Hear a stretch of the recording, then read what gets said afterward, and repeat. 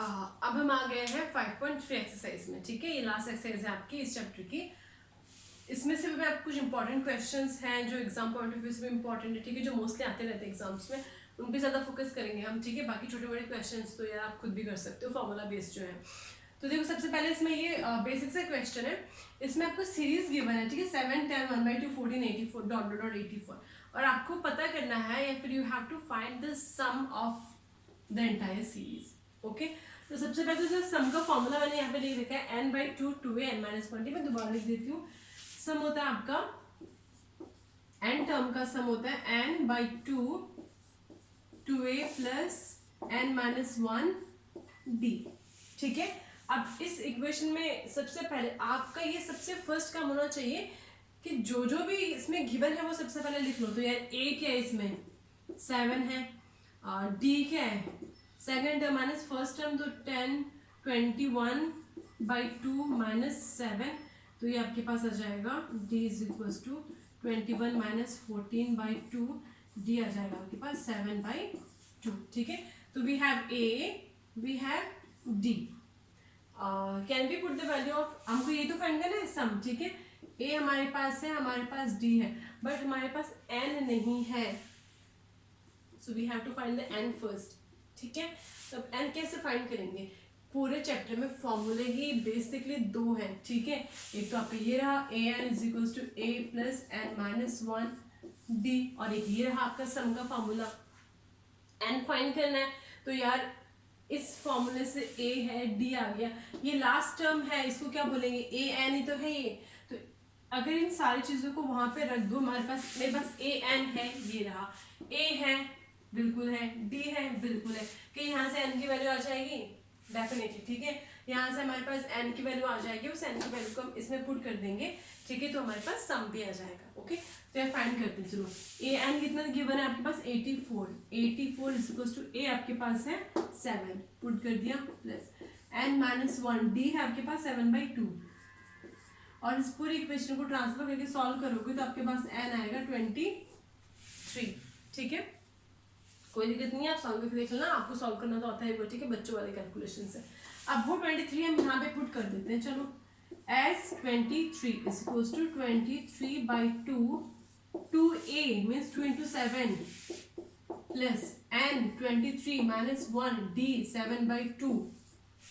ठीक है, तो s 23 को अगर आप सॉल्व करोगे इसी पूरी इक्वेशन को, 23/2 14 प्लस 22 इंटू 7/2, ठीक है, ये 11 हो गया, 23/2 14 प्लस 11 इंटू 7। ठीक है, इस पूरी को आप जब आप सॉल्व करोगे, ठीक है, तो आपके पास एस एन की वैल्यू आ जाएगी। सॉल्व आपका काम है करना। ठीक है, आप इसको सॉल्व करो, आपके पास एस एन की वैल्यू आ जाएगी। मेरा काम था आपको क्वेश्चन कैसे होता है ये समझाना। ठीक है, अब मैं आपको वापस से समझा रही हूँ, वापस देख लो। You are given a series. ठीक है, सीरीज में आपको सब कुछ गिवन है, आपको ये बोल रहा है कि एस एन आपको फाइंड करना है, मतलब सम फाइंड करना है एन नंबर्स तक का, एन का। ठीक है, तो यार ये फॉर्मूला होता है, हमारे पास क्या है, ए है, डी है। ठीक है, लेकिन इसमें हमारे पास एन नहीं, तो एन फाइंड करने के लिए हमने इस वाले फॉर्मूले को याद किया, क्योंकि हमने पहले कर चुके हैं। तो इसमें हमें ए एन चाहिए था, ए एन भी बिल्कुल गिवन है, लास्ट टर्म nth टर्म। ठीक है, लास्ट टर्म ही तो nth टर्म बिल्कुल गिवन है, इससे हमने एन की वैल्यू फाइंड कर ली। अब जो एन आया यार वो इसको यहाँ पे रख दिया, हमारे पास आ गई वैल्यू। ठीक है, तो इसको आप सॉल्व करोगे बेसिकली आपके पास आएगा 1046/2, 1046/2, ये आपके पास बेसिकली आंसर आएगा। ठीक है, तो ये एक टाइप का क्वेश्चन है आपका। अब नेक्स्ट क्वेश्चन की तरफ मूव करते हैं। आपके एक इसमें क्वेश्चन है, ये आपके सीबीएसई बोर्ड में भी है, राजस्थान बोर्ड में भी है, बस डेटा थोड़ा सा चेंज है आपका। ठीक है, और क्वेश्चन किस टाइप के, जैसे इसमें गिवन है, क्वेश्चन है कि सम of 280 is to be used to give 4 prizes। ठीक है, और आपको बोला कि each prize is 20 rupees less than the preceding price। तो आपको फाइंड करना है value of each of the prize। देखो यार, क्वेश्चन में आपको सबसे पहले गिवन है कि सम ऑफ ₹280, मतलब सम है, मतलब हमारे पास एस गिवन है। ठीक है, एस एन कितना गिवन है, 280, जो जो गिवन है वो लिख दो।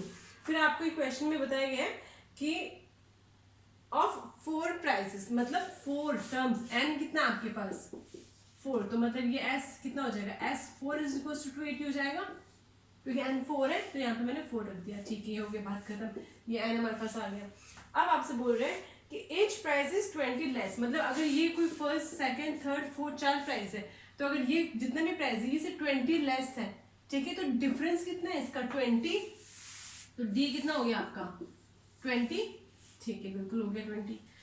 अब आपसे पूछा है कि find the value of each price, ठीक है, देखो यार ये यहाँ पे कुछ भी आ गया, सपोज 20 30 40 50 कुछ भी आ गया, ठीक है, 60 आ गया, तो यार ये क्या होगा, इससे 20 रुपीज कम होगा, मतलब 40 तो होगा, ठीक है, तो ठीक है, first second third fourth price आपको फाइंड करना है।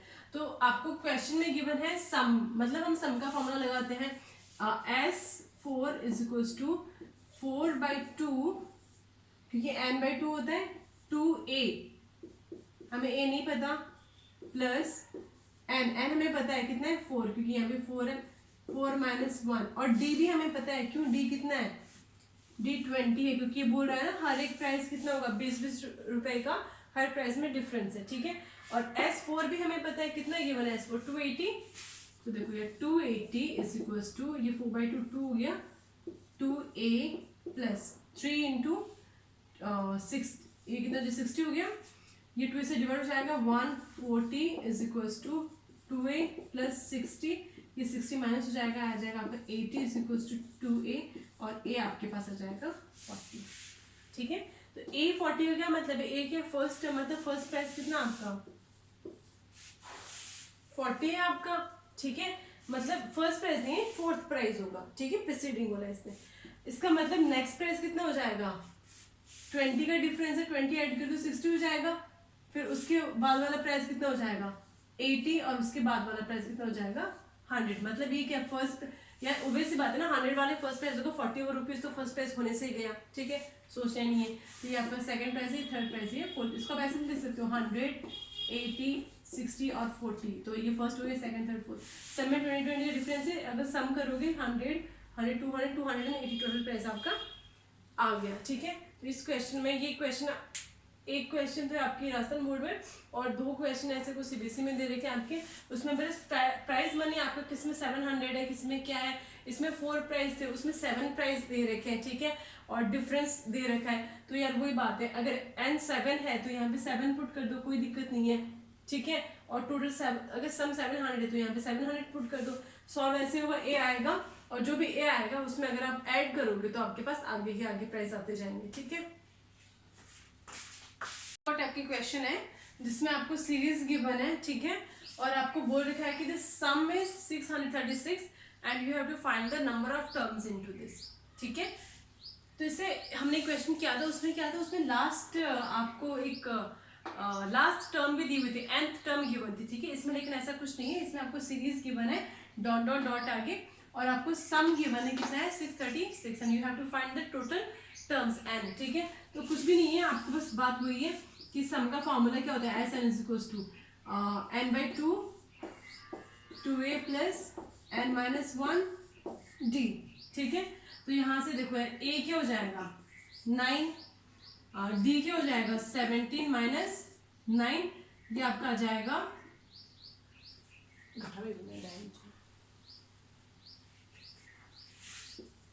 8, a हो गया d हो गया, ठीक है, और सम दे रखा है 636, तो 636 is equal to n/2, n find करना है, टोटल टर्म्स 2 इंटू a कितना है 9 प्लस n - 1, और d कितना है 8, भाई पूरी इक्वेशन दे रखी है आपको, सिर्फ n और यहाँ पे भी n है, आपको n की वैल्यू फाइंड करनी है, ठीक है, अब आप इसको जब सॉल्व करोगे ना तो क्या हो जाएगा, आपके पास एक क्वाड्रेटिक इक्वेशन आएगी, ठीक है, मैं इक्वेशन लिख देती हूँ आपको सीधा, आपके पास इक्वेशन आएगी 4n² plus 5n - 636 equals to 0, जब आप इसको सॉल्व देखिए, यहाँ पे भी n है, अंदर भी n है, तो n² की टर्म कहीं ना कहीं बनेगी, ठीक है, तो ये n² n और ये टर्म आएगी पूरी इक्वल्स टू 0, ये आपकी क्वाड्रेटिक इक्वेशन बन गई है, ठीक है, जो हमने लास्ट चैप्टर में पढ़ा था, ठीक है, तो ये इसको सॉल्व करना आपको डेफिनेटली आता होगा, या तो आप 4 × 636 को करके उसका फैक्टर निकाल के 2 मिडिल टर्म्स जो स्प्लिट करते हैं वो निकाल दो,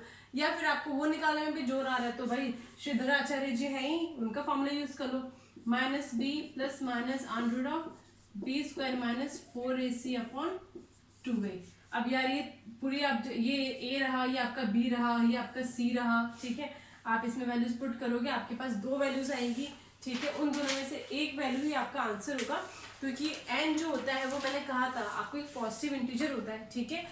n पॉइंट्स में नहीं होता। तो इसको जब सॉल्व करोगे तो जो आपको दो वैल्यूज आएगी n की, उसमें से जो पॉजिटिव इंटीजर है, ठीक है, वो आपको वैल्यू पुट करनी, दूसरे आपको बाय डिफॉल्ट नेगलेक्ट कर देंगे, ठीक है। तो इस टाइप का क्वेश्चन भी आपके एक है, और दो टाइप के क्वेश्चन है, आगे करते हैं।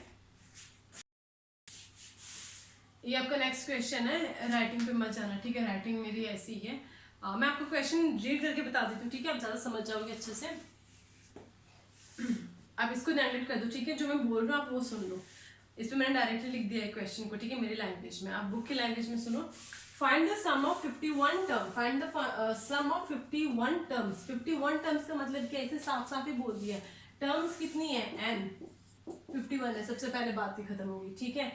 इन which second and third term is 14 and 18, ठीक है। सेकेंड एंड थर्ड टर्म क्या दे लिखिए, 14 एंड 18। तो सेकेंड टर्म का मतलब क्या हो गया, 82, और थर्ड टर्म का मतलब क्या हो गया, 83।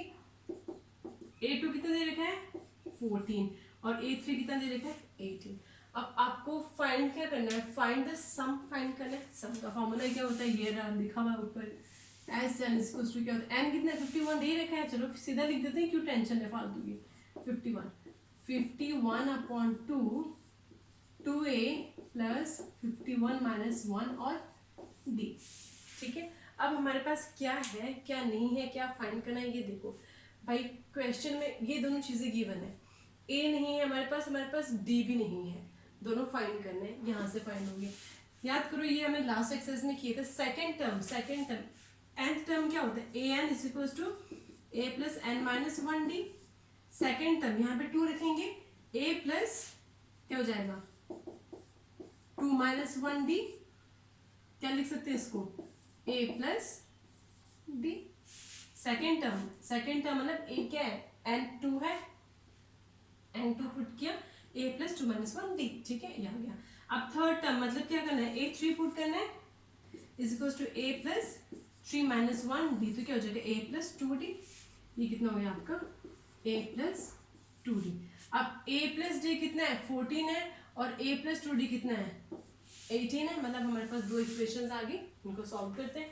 एक इक्वेशन है a plus d is equal to 14, एक है a plus 2d is equal to 18, क्योंकि क्वेश्चन में गिवन है कि सेकेंड टर्म a2 14 है, तो सेकेंड टर्म हमने यहाँ पे a की n की जगह 2 पुट करके जो निकाला था वो 14 है।